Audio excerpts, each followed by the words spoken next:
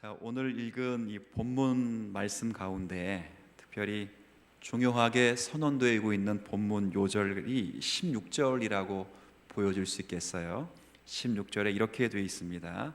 성령께서 친히 우리의 영혼과 더불어 우리가 하나님의 자녀인 것을 증언하신다, 이렇게 되어 있습니다. 16절에 있는 바와 같이 저와 여러분들은 하나님의 자녀입니다.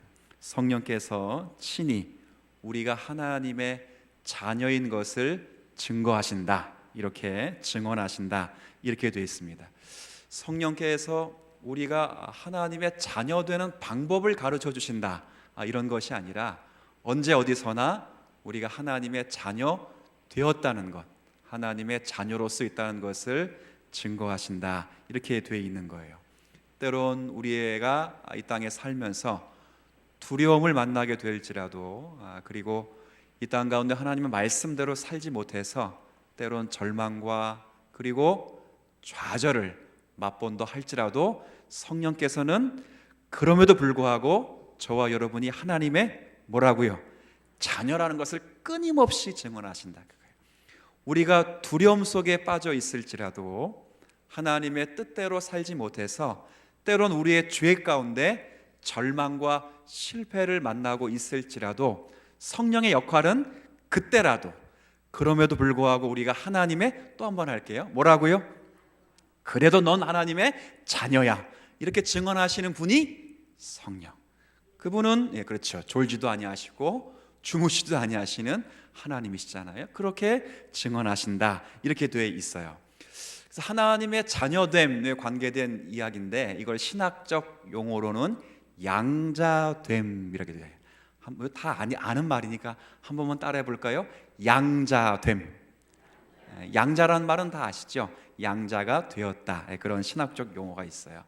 그러니까 양자라는 말은 어떤 의미냐면 우리가 하나님의 자녀가 되어서 천국을 상속받는 자가 되었다라는 것이 양자됨의 정의예요. 두 가지가 있어요. 하나님의 뭐가 됐다고요? 자녀, 아들 됐어요. 딸들이시지만 성경에 아들이라고 표현했으니까 딸들도 다 지금 여성분들도 아들로 표현할게요. 하나님의 뭐가 됐어요? 아들, 자녀, 아들 됐고, 그 다음에 아들로서 천국에 뭘 가지고 있어요? 상속권. 이걸 둘을 다 가리켜 묶어서 뭐라고요? 양자됨. 이걸 신학적 정의예요. 그러니까 신학적 정의로서 양자됨은 우리 모두가 하나님의 아들 되고 그 아들 된 자로서 하나님의 기업인 하나님의 나라를 상속받았다, 이렇게 되어 있다. 그래서 여기 16절은 17절에 이렇게 연결돼요. 17절에 자녀이면 또한 상속자, 곧 하나님의 상속자요 그리스도와 함께한 상속자라, 이렇게 되죠. 상속자, 그러니까 하나님의 자녀 혹은 하나님의 아들. 그리고 하나님의 아들 됐으니까 이제 하나님께 누구 것이 되겠어요? 그렇죠, 우리 거가 되는 거니까 상속권을 다 갖춰서 이제 양자됨, 이렇게 되어 있는 본문이 오늘 본문이라, 이렇게 여러분이 좀 이해하시면 좋겠어요.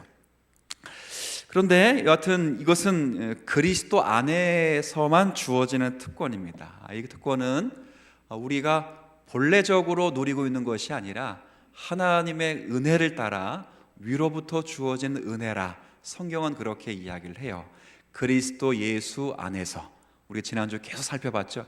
제가 반복적으로 여러분을 교육시키기 위해서 말씀드렸던 것처럼 그리스도 예수 안에서, 그리스도께서 우리의 죄를 위하여 십자가에 죽으시고 부활하신 후에 우리를 위해 죽으셨던 그 은혜를 우리와 함께 성령으로 묶으셔서 성령이 우리 가운데 거하시게 하셔서 만드신 것, 그러니까 본래적인 것이 아니라 위로부터 주어지는 은혜라, 이렇게 되어 있어요. 그래서 15절은 그리스도인으로서 15절 보세요.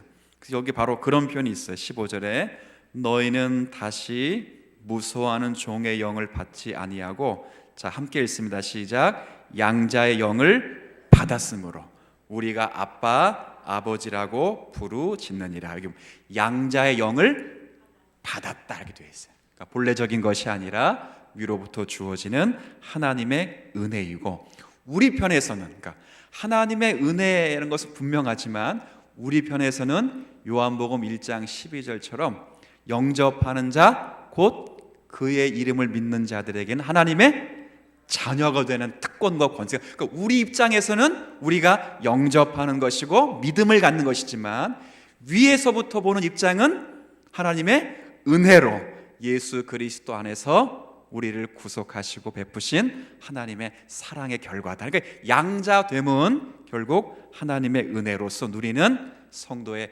특권이라, 이렇게 오늘 본문은 되어 있어요.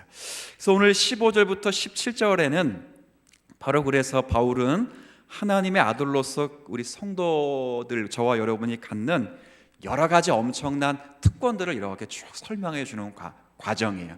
제가 오늘 이 가운데 다 물론 하나씩 묵상하면 굉장히 좋겠지만 두 가지만 제가 특별히 묵상해서 이 양자된 저와 여러분이 누리는 특권이 얼마나 큰가 한번 좀 생각하고 오늘 좀 은혜를 좀 나누려고 합니다. 하나님의 자녀, 그러니까 양자된 저와 여러분이 하나님 편에서 누릴 수 있는 첫 번째 특권은 여기 보면 안전과 확신이라는 특권이 있어요. 이게 무슨 말이냐면 우리는 두려워하지 않고 아들됨을 누립니다. 15절 앞부분 보세요. 너희는 다시 뭐라고 되냐면 무서워하는 종의 영을 받지 않는다. 그러니까 이 말은 더 이상 아들이 되면 무서워하거나 두려워할 필요가 없다는 거예요. 그럼 왜 우리가 두려움이 없는가? 그럴 때는 다른 의미에서 있는 것이 아니라 관계가 바뀌었다는 거예요. 옛날에는 종의 관계였는데 이제는 하나님과, 아까 말씀드렸죠, 하나님 우리의 아버지가 되시고 우리는 하나님의 자녀가 됐기 때문에, 부자지간이 됐기 때문에 관계가 바뀌었어요. 관계가 바뀌었기 때문에 두려움이 있을 수가 없다는 거예요. 요한일서 4장 18절에 보면 제가 좀 그냥 읽어드릴게요. 한번 들어보세요. 사랑의 관계 속에서는 두려움이 있을 수 없다라는 표현이 있어요. 제가 요한일서 4장 18절 말씀을 읽어드릴 텐데 한번 들어보세요. 사랑 안에는 두려움이 없고, 그러니까 사랑의 가장 큰 특징이 뭐냐? 두려움이 없다는 거예요. 온전한 사랑이 두려움을 내쫓나니 두려움에는 형벌이 있을 뿐이라.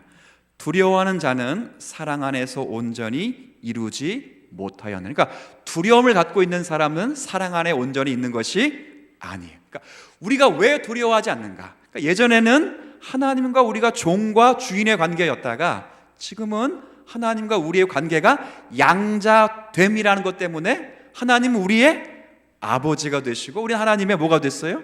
아들이 되었기 때문에 관계가 바뀌었기 때문에 더 이상 두려워할 필요가 없고 확신과 안전의 은혜를 누린다는 거예요. 우리가 읽은 8장 1절 말씀으로 보세요. 자, 1절 말씀 이거 한번 지난주 몇 번 읽었는데 한번 같이 읽어보세요. 시작. 그러므로 이제 그리스도 예수 안에 있는 자는 결코 정죄함이 없나. 이걸 기억해요. 정죄함이 없다. 그러니까 정죄는 왜 생기는가? 법을 기준으로 하기 때문에 정죄가 생기는 거거든요. 근데 사랑은 법을 기준으로 하지 않습니다. 그렇죠?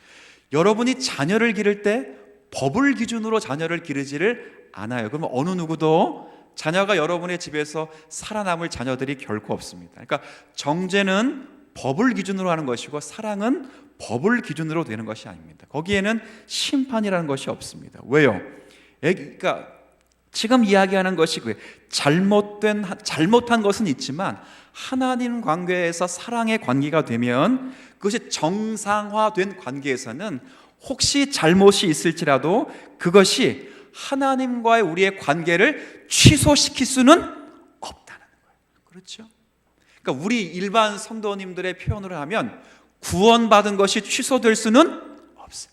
그러니까 저와 여러분이 하나님과의 정상적인 관계가 되면, 사랑의 관계가 되면 여러분이 실수하고 여러분이 잘못을 저지른 것에 대해서 하나님께 혼나는 경우는 있어도 그 잘못으로 인해서 구원이 취소되는 방식은 없다는 거예요.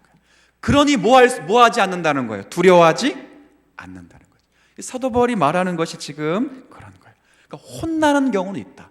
그러나 그것이 혼나는 것이 심판과 그 형벌로서 완전한 저주를 받는 것이 아니라 징계로서 우리가 잘못한 것이 무엇인가를 보도록 하기 위하여 하나님의 그 결과를 보도록 허락하신 것이지, 그것이 우리에게 심판을 주는 차원은 아니다. 그래서 여기 15절 앞부분에 두려워하지 말라, 무서워하지 말라, 그렇게 이야기를 하는 거예요. 왜요? 종과 주인의 관계가 아니라 이건 부모와 자식 간의 관계이기 때문에 그렇습니다. 제가 좀 예를 하나 이제 들어드리면 좀 쉬울 것 같아요. 제가 신대원 1학년을 처음 들어가서 이제 전도사 사역을 처음 하게 되었는데, 이 전도사 사역을 처음 한 곳이 서울역 근처에 있는 교회였습니다. 거기를 어떻게 들어갔냐면, 제 동기가 그 목사님, 담임 목사님의 아들이었는데, 저보고 교회 소개시켜 준다고 해가지고 샤바샤바가 갔는데, 거기가 자기 아버지의 교회였어요. 그래서 처음 이제 사역을 시작했어요. 근데 저는 이제 전도사를 맡고 있고, 그 친구는 아버지가 뭐예요? 그 교회의 담임 목사. 그래서 그 친구도 그 교회에서 봉사를 했어요, 교사로. 근데 참 신기한 거는 그놈이 죄송한데, 그 친구는 신학 공부를 대학원을 안 갔어요. 학부만 하고 이렇게 됐는데, 그 친구는 예배 시간에도 늦게 와. 공과 준비도 잘 안 해. 어떨 때는 예배도 안 나와, 예배도. 근데 그렇게. 근데 저는 예배 시간에 늦게 올 수가 없죠. 예배를 빼먹어서도 안 되죠. 공과 공부를 제대로 준비 안 해도. 근데 저는 그렇게 만약에 예배 빼먹고 공과 준비 제대로 안 하고 아예 그러면 예배를 안 드리거나 그러면 저는 그 교회에서 어떻게 될까요? 쫓겨나죠. 근데 그 친구는 쫓겨나지 않아요. 쫓겨나지 않는 이유는 뭐 때문에?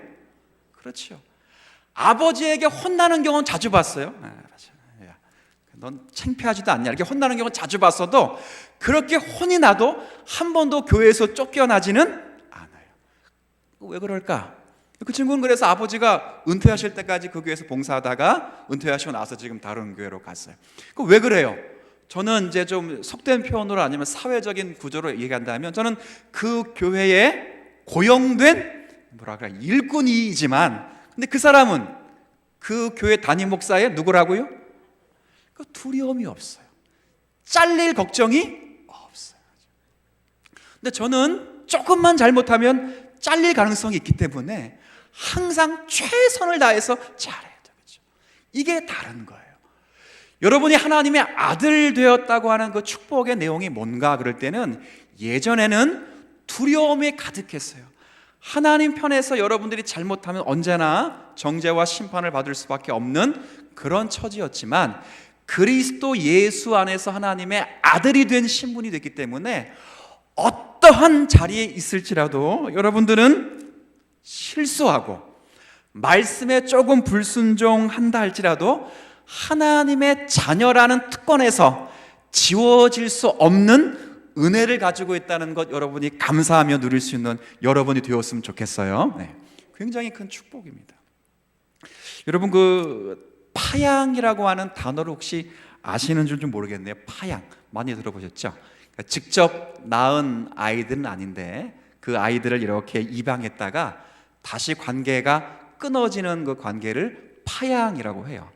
어떤 경우에 파양이 되냐면, 이런 경우가 있습니다. 아이를 입양했는데 그 아이에게 학대를 하거나 폭력을 일삼아서 국가로부터 사회로부터 부모를 격리하거나 부모의 지휘권을 박탈할 때 파양이라는 것이 돼요. 근데 그렇게 돼서 파양되는 경우는 거의 없대요.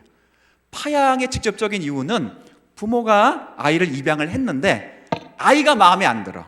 그러니까 자기가 우리 미국의 우리 부모님 세대기도 하고 제 아기 때도 살기가 상당히 어려워서 아이를 낳고 거의 미국에 보내기도 했잖아요. 근데 딱 했는데 마음에 안 들어. 생긴 눈동자가 마음에 안 들고 부모의 기대치와 어긋나는 것 같아서 그 아이를 파양 신청을 하면 그 부모와 자녀의 관계가 끊어지게 되는 거예요. 근데 과연 이것이 우리 예수 그리스도 안에 있는 우리에게 일어날 수 있는 것인가? 결코 그럴 수가 없다는 거예요. 우린 결코 그렇지 않아요. 우리에겐 절대 그런 일은 일어나지 않아요. 사단은 분명 우리의 연약함을 때문에 우리에게 속삭여요. 뭐라고 속삭이냐면, 봐라, 하나님이 너를 사랑하셨던 것은 맞아. 그런데 지금 너의 행동을 봐. 지금 기도 안 하잖아. 말씀 안 보잖아. 너 지금 이게 실패했잖아. 하나님이 널 사랑할 리가 없어 라고 사단이 아무리 우리에게 참소할지라도, 제가 그랬잖아요. 사단은 뭘 타고 다닌다 그랬어요? 틈을 타고 다니면서 끊임없이 우리에게 조소하고 참소할지라도 하나님과의 우리의 관계는 결코 끊어질래야 끊어질 수가 없다는 거예요. 여전히 성령께서 그때마다 우리에게 뭐라 말씀하시냐면 여전히 너는 하나님의 아들이다, 이걸 증언하신다는 거죠. 그러니까 하나님과 우리의 관계는 어떤 법적인 관계도 아니고 어떤 계약적인 관계도 아니에요. 성과를 내었느냐 못 내었느냐 그런 관계도 아니고 무조건적인 사랑에 기초한 관계예요. 바울이 말하는 것이 양자의 영이라고 하는 것이 바로 그런 의미에서 고용주라든가 어떤 주인이 아니라 아버지로서 갖는 은혜를 우리가 누렸다는 거예요. 그래서 오늘 15절에 보면, 제가 앞부분만 읽었지만 여러분이 함께 읽은 말씀 가운데 이런 표현이 있어요. 너희는 다시 무수하는 종의 영을 받지 아니하고, 함께 읽어볼까요? 양자의 영을 받았으므로 우리가, 하나님을 지금 뭐라고 불렀어요? 아빠라고 했어요. 아빠. 이 아빠가 우리나라 말로 진짜 아빠예요. 원래 아람어에는 아바라고 했는데 이 아람어 아바가 원래 아빠예요. 그러니까 굉장히 무서우면 하나님 뭐라 부르냐면, 우리가 높고 높은 자리에 계시면서 위대하시고 전능하시고 천지를만, 이렇게 할 필요 없어요. 뭐라 부르면 된다고요? 아빠입니다. 아빠. 이게 우리가 누리는 특권이에요. 제가 오늘 이제 예배 끝나고 말씀 정리하고 집에 딱 이렇게 들어가면 애들이 딱 보자마자 저를 뭐라 부를까요? 그렇죠. 딱 보자마자 하는 게 있어요. 아빠라고 불러요. 아니면 이렇게 안 불러요. 위대하시고 전능하시며 교회를 돌보시기에 쉼이 없으신 우리 안종성 아버지, 이렇게 안 불러요. 딱 한마디 딱 들어가면 아빠? 이렇게 불러요. 그렇죠. 이게 끝이에요. 근데 모든 게 다 설명이 돼야 안 돼요? 돼요. 그런 관계라는 거예요. 그러니까 여러분이 말씀에 얼마만큼 순종했느냐에 따라서 하나님과의 여러분의 관계가 성립되는 것이 아니라, 지금 8장 1절부터 말씀하잖아요. 그리스도 안에서는 결코 뭐가 없다고요? 그렇죠. 왜? 그리스도 예수께서 우리의 죄값으로 인하여 죽으시고, 그 죽으신 대속의 죽음에 근거해서 성령이 우리 가운데 친히 오셔서 우리의 죄를 그리스도의 십자가의 은혜로 다 용서하시고 주님과 함께 묶었어요. 묶었다. 그래서 예수님도 하나님의 누구시고? 아들이시고, 우리도 예수 안에서 하나님의 뭐가 됐기 때문에 정죄가 없지요. 두려움이 없어요. 확신 속에서 눌러요. 여러분 기도할 때 힘들면 하나님을 그냥 아빠라고 불러도 되는 그런 지경에 온 거예요. 이것이 제가 신학적으로 이론적으로 교리적으로 이해시켜 드리려고 하는 것이 아니라 관계 차원에서 이런 관계가 되었다는 거예요. 이게 첫 번째 우리가 누릴 수 있는 관계예요. 근데 하나 제가 더 생각해야 될 것은 이 안전이 우리를 어디로 인도하는지를 좀 보셔야 돼요. 자, 보세요. 이 안전이 이제 우리를 어디로 인도하냐면, 자, 17절 한번 제가 좀 읽어. 앞부분은 제가 읽고 뒷부분은 여러분 한번 같이 읽을 거예요. 자녀이면 또한 상속자, 곧 하나님의 상속자요, 그리스도와 함께한 상속자니. 함께 읽습니다. 시작. 우리가 그와 함께 영광을 받기 위하여.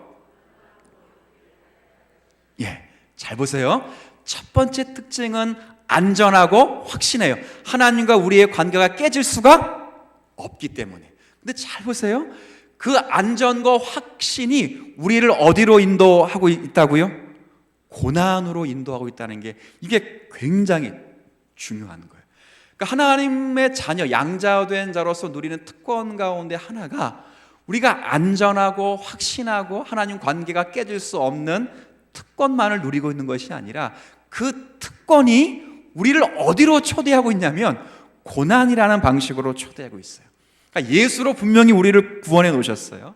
하나님이 우리를 구원시켜 놓으신 하나님의 열심, 하나님의 진정성, 하나님의 의지가 우리를 그 죄에서 꺼내 놓아서 구원에까지만 머무른 게 아닌 것이 아니라, 꺼내 놓고 또 어디로 지금 집어넣고 있다고요?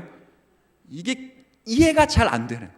여러분, 아무리 이해하려고 이해가 잘 안 되지만 이건 하나님이 그렇게 지금 하시고 있어요. 그러니까 앞부분만을 하는 것이 아니라 앞부분을 했어요. 하고 난 다음에 그런 자들을 반드시 고난으로 지금 이루어 가시고 그를 집어넣고 있다는 사실이 우린 잘 이해가 되지 않아요. 분명 죄인을 하나님의 권능으로 꺼내셨어요. 은혜와 믿음으로 꺼내신 것이 분명해요. 우리가 죄인 되었을 때에 우리의 모든 죄를 예수 그리스도의 피로 다 사하셨어요. 이것만도 이해가 잘 되진 않는 게 분명해요. 그러나 더 이해가 안 되지만 그렇게 꺼내놓고 고난의 자리에까지 우리를 보낸다는 거예요. 물론 답은 우리가 알고 있어요. 자, 로마서 5장 한번 좀 가볼게요. 로마서 5장에 보면 이미 알고 있는 말씀인데 지난번에 한번 읽었어요. 로마서 5장 1절 2절. 자, 5장 1절 2절. 자, 제가 좀 읽을게요. 그러므로 우리가 믿음으로 의롭다 하심을 받았으니. 자, 이 말은 앞부분에 설명하는 것이 우리가 믿음으로 의롭다함을 받았다, 이 설명을 쭉 했다는 거예요. 우리의 지혜로, 우리의 실력으로, 우리의 노력으로 구원받은 것이 아니라 아브라함 4장, 로마서 4장처럼 우리는 다 믿음으로, 은혜로 의롭다함을 받았으니. 자, 우리의 실력 때문이 아닌 것이기 때문에 아까 양자됨의 첫 번째 특징처럼 확신을 누릴 수 있어요. 보세요. 우리 주 예수 그리스도로 말미암아 우리가 하나님과 화평을 누려요. 또한 그로 말미암아 우리가 믿음으로 서 있는 이 은혜에 들어감을 얻었으며 하나님의 영광을 바라고 즐거워한다, 이렇게 되어 있어요. 그러니까 하나님과의 관계가 회복되고 그 영광을 바라고 즐거워해요. 근데 재밌는 건, 자, 3절 4절 함께 읽어볼까요? 시작. 다만 이뿐 아니라 우리가 환난 중에도 즐거워하나니 이는 환난은 인내를, 인내는 연단을, 연단은, 자 보세요. 자, 기쁘고 즐겁고 확신만 누리는 것이 아니라 다만 이뿐 아니라 우리가 뭐해도 환난을 만나게 된다. 왜 그렇게 만나게 되는가? 공식이 있어요. 환난이 결국 우리를 연단시키셔서 하나님만을 소망하고 그것이 경험이 돼서 예수 그리스도 외에는 우리의 만족이 없다는 것을 만들어 가시기 때문에 그래요. 그 진정한 그것이 구원의 의미로서 우리를 깨닫게 하시는 거예요. 우리가 받은 구원의 의미가 무엇인지, 하나님의 백성다운 모습으로 살아가야 되는 것이 무엇인지를 가르치기 위해서 하나님의 백성만 만든 것이 아니라 백성다운 모습으로 만드시기 위해서 고난과 환난으로 우리를 집어넣으시는 하나님의 열심이 있다는 거예요. 이걸 생각하시라는 거예요. 그러니까 우리는 항상 어떤 것을 생각하냐면 하나님의 자녀가 되었어, 그렇죠? 우리가 그래서 기쁨과 확신과 우리가 즐거움을 누릴 수 있어요. 근데 성경은 그것만 말하지 않아요. 동전의 양면처럼 그런 자들로서 하나님의 백성을 만들어 놓은 다음에 백성답게 예수 그리스도답게 우리를 만들어 가시기 위해서 고난과 환난으로 우리를 초대하신다, 그렇게 이야기를 하는 거예요. 그렇잖아요? 우리가 집에서도 부모님들이 항상 자녀들을 양육하는 데 있어서 열심을 냅니다. 공부하라는 것도 그런 것들고, 저도 어릴 때 보면 아이들 이렇게 키워보면 꼭 아이들은 뭐든지 이렇게 만져봐요. 또 만져본 건 다 어디로 들어가냐면 거의 입으로 들어가더라고요. 그렇죠? 그래서 첫 번째, 만지는 걸 다 만지면 안 되잖아요. 그렇죠? 뜨거운 건 만져서는 안 되고 날카로운 건 만지면 안 되니까 일단 뜨거운 걸 만지면 안 돼. 그래서 대부분 안 돼. 근데 안 돼 해도 애들은 어때요? 만져요. 그래서 어떻게 교육을 시키냐면 약간 따뜻한 거. 그러니까 어른이들이 볼 때는 뜨겁지 않지만 피부가 얇은 아이들은 좀 따뜻하게 느끼죠. 그 일부러 만지도록 그냥 놔둬요. 왜 놔둬요? 교육하는 거예요. 그걸 만지면 다음부터는 더 이상 그거를 만지지를 않기 때문에. 부모도 그렇게 교육을 하는 거예요. 하나님도 똑같다는 거예요. 우리를 구원시켰어요. 하나님 백성 삼으셨어요. 근데 그렇게 끝나는 것이 아니라 백성 삼은 것이 전부라면 여러분 예수 믿고 나면 반드시 바로 천국에 가셔야 돼요. 근데 그렇게 하지 않고 백성다운 모습으로 우리를 만들어 가셔야 되기 때문에 이 세상에서 하나님의 사람다운 모습으로 우리를 훈련시키시고 우리를 연단시키셔야 될 권리가 있어요. 하나님이 그렇게 하셔요. 자신의 힘과 자신의 권력을 만끽하고자 그렇게 하시는 것이 아니에요. 반대로 우리의 사랑을 받기에 어떻게 주저해서 그렇게 안 하시는 분이 아니세요. 우리를 꺼내놓은 열심과 우리를 구원하신 그 진정성 있는 사랑의 모습으로 똑같이 여러분은 열심히 여러분을 어디로 초대하신다고요? 고난으로 초대하신다는 것이 이게 성경이 우리에게 말씀하는 거예요. 왜 그렇게 하시는가? 여기 7절에도 다시 한번 돌아와 볼게요. 자, 8장 다시 돌아보면 17절에 읽은 말씀 가운데 여기 부사 가운데 이런 게 있어요. 17절 자녀이면 또한 상속자 곧 하나님의 상속자요 그리스도와 그럼 뭐라고 되어 있어요? 함께한 상속자니 우리가 그와 함께 영광을 받기 위하여 고난도 함께 그리스도를 닮도록 그리스도로 만들도록. 그래서 이것을 더 구체적으로 29절 이것을 한번 같이 읽어보죠. 시작. 하나님이 미리 아신 자들로 또한 그 아들의 형상을 본받게 하기 위하여 미리 정하셨으니 이는 그로 많은 형제 중에서 맏아들이 되게 하려 하심이니라. 그렇죠?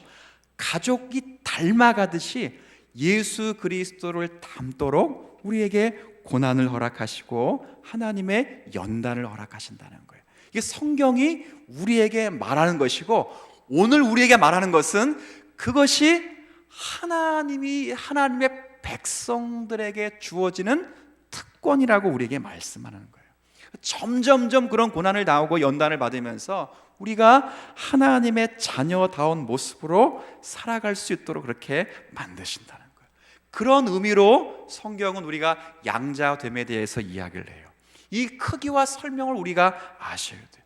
그러니까 고난 당한다고 하니까 이거 대부분 여러분들은 고난에 대해서 굉장히 이렇게 너무 이해를 하시는 경우가 많은데, 고난 그러면 전부 건강이 다 무너지거나, 고난 그러면 전부 재산을 잃거나 사업이 쪽박차거나 이런 것을 가리켜 고난이라고 여기서 말하는 것이 아니고 넘어서요, 여기서 말하는 고난은 하나님의 말씀대로 살기 위해서 이 세상의 정신을 어긋나면서도 싸우는 것, 그런 게 뭐예요? 그게 고난이에요. 그렇죠. 저도 몰랐던 정보인데, 여러분 혹시 여러분 교회의 성도들 가운데 단톡방에 인천가족협회에 가입되신 분들이 혹시 있는 줄 모르겠는데, 혹시 여성가족부에 대한 정보를 난 그 근래에 들었어요. 깜짝 놀랐는데, 여러분 여성가족부 그러면 여자가 한자로 무슨 여자여야 돼요? 여성이니까 여성. 남성가족부가 그 취지가 여성의 권익 증진과 아동 청소년들의 어떤 성범죄 이런 것에 대해서 뭐 권익을 보장하는 거예요. 그러면 여성이면 여자가 무슨 한자가 되겠어요? 계집 여자를 써야 되잖아요. 근데 알고 보니까 계집 여자가 아니고 같을 여자예요. 같을 여자. 언제 그렇게 바뀌었는지 모르겠어요. 그러니까 같은 성을 가진 부서예요. 그럼 이게 뭐가 들어오는 거예요? 뭐가? 그렇죠? 여기 뭐가 들어오겠어요? 같은 성을 갖는다. 이게 무슨 뜻이에요? 동성이 들어오는 거게 되는. 그러니까 이거를 알게 됐어요. 어쨌든 누리토를 통해서. 그러니까 그분들이 끊임없이 하나님 말씀에 입각해서 때로는 싸우게 될 때, 그 싸우는 것이 하나님 말씀에 입각하여 그들이 말씀의 계시 방식대로 거기에 저항하는 것, 이런 방식을 가르쳐 뭘 받는다고 말한다고요? 고난을 받는다, 이렇게 말하는 거예요. 예수를 믿으면, 우리가 예수 그리스도의 사람이 됐으면 오늘 분명히 언급되는 것처럼 하나님의 자녀가 됐으면 고난을 함께 지는 거예요. 아까 보세요. 자, 그 교회 이야기할게요. 저는 그때 제가 좀 죄송한 표현이지만 사회 구조로 보면 아까 그 놈은 못나게 굴어도 걔는 안 쫓겨나가요. 걔는 거기에 담임 목사의 누구기 때문에. 저는 뭐였어요? 저 종이니까 이상하네. 여튼 종이라고 합시다. 종이었어요. 쫓겨날 수 있어요. 근데 보세요. 교회가 쪽박을 찼어요. 봤어요? 쪽박을 찼어요. 그러면 저는 그 책임을 질까요, 안 질까요? 나오면 끝나요. 아들은 그렇죠. 이것까지 가야 되는 거예요. 이것까지. 아시겠어요? 명예만을 누리는 것이 아니에요. 명예만을 누리는 것이 아니라 예수님이 가신 그러니까 길을 따라 명예를 얻었잖아요. 구원이라고 하는 양자됨이나 특권을 누렸으면 그 주님이 가신 길을 같이 걸어가야 되는 거예요. 이게 우리 가운데 빠졌어요. 우리 가운데 고난 그러면 그걸 순복음식으로 말하고 결국 물량지구식으로 말하면 고난 그러면 맨날 재산 없어지는 거 이런 거 그걸 포함하겠지만 넘어서야 돼요. 진짜 우리 신앙의 선배들의 고난은 예수님의 제자들이 받는 그 고난처럼 말씀대로 살아서 이 시대의 정신과 저항하는 것으로 이야기를 하는 거예요. 그렇죠? 손해를 볼 줄 아셔야죠. 하나님 말씀이 아니라면 아니라는 것으로 가셔야 돼요. 그렇죠? 이게 성경의 자세예요. 그럴 때 뭐가 따라와요? 미움, 핍박, 조롱, 회유 다 따라오죠. 이걸 통틀어서 뭘 받는다 그런다고요? 고난 받는다. 이런 명예가 없어요. 명예가. 그 교회가 죄송합니다. 쪽박 찬다는 말은 그런데 하여튼간 사회 구조적으로 말하면 정말 그 문을 닫으면 저는 나오면 돼요. 다른 교회 가서 죄송합니다만 더 많은 사례비를 주는데 가면 끝나잖아요. 그냥 모였기 때문에 고용된 종이었기 때문에. 근데 아들은 안 그래요. 함께 아버지의 눈물, 아버지의 경제적인 부담 모스란히 다 안고 아버지가 눈물을 흘릴 때 함께 뭐 하고 있어야 돼요? 눈물을 흘리죠. 이게 뭐라고요? 명예라고요. 명예. 이걸 특권이라고 말하는 거예요. 특권. 놀라운 것은 이 명예와 이 특권을 누리는 동시에 아버지와 아들이 하나가 되는 것처럼 우리도 이 명예와 특권을 누리는 동시에 하나님과 우리가 하나가 되고 누구처럼 바뀐다고요? 예수 그리스도처럼. 이걸 우리가 누리셔야 돼요. 여러분이 정말 시대의 정신과 싸우셔야 돼요. 남들은 다 하니까 그렇죠? 그럴 필요 없어요. 하나님의 말씀하신 그 십계명의 기준을 근거로 해서 여러분이 이 땅 가운데 그 계명을 따라 살아가는 삶의 분명한 기준을 가지고 산다면 여러분 분명히 그 확신과 은혜 속에서 여러분이 살아가는 특권을 누릴 수 있어요. 물론 말씀 지키다가 넘어지고 또 넘어지고 또 넘어질 수 있어요. 그러나 첫 번째 특권, 나는 종이 아니라 누구라고요? 하나님의 아들이에요. 넘어질 수는 있어서 하나님의 실패할 수 있어서 잘못을 우리가 눈으로 볼 수 있어도 하나님과 관계에서는 벗어나잖아요. 이 은혜로 다시 서는 거예요. 이 사이클을 가지고 날마다 주님 앞에 서는 신앙생활 잘 감당하실 때 여러분은 하늘의 별과 같이 빛나게 될 것이고 예수 그리스도의 온전한 성품으로 주님 앞에 서게 될 것으로 믿고 오늘 이 말씀을 여러분의 기준으로 삼는 우리 모두가 되시기를 주의 이름으로 부탁을 드리겠습니다. 하나님 아버지, 우린 하나님의 자녀입니다. 우린 이 자녀됨의 특권을 누리고 있습니다. 확신을 가져야 합니다. 상을 가져오라고 말씀하지 않습니다. 돈을 벌어오라고 말씀하지 않습니다. 우린 어느 자리에 있든 하나님의 자녀된 영광을 누리고 있습니다. 의연하게 살아갈 수 있는 저희 모두가 되게 하여 주옵시고 그럼에도 불구하고 그 자녀된 특권이 우리를 고난으로 인도하여서 우리가 고난을 통해서 우리를 그리스도처럼 변화시켜 갈 것을 믿음으로 또 받으며 이 세상에서 하나님의 뜻을 따라 고난받기를 기뻐하는 성도들이 되게 하여 주옵소서. 그런 과정을 겪으면서 우리는 오직 예수님 한 분밖에 없다는 것을 깨닫게 될 것이고 그리고 거기에 예수 그리스도를 담는 은혜와 영예를 안게 될 것입니다. 이것을 맛보며 이 세상 가운데 믿음을 따라 말씀 붙잡고 신앙생활 잘 감당할 수 있는 아들됨의 명예를 누리는 모든 성도들 되게 하여 주옵소서. 예수님의 이름으로 기도 올리옵나이다. 아멘.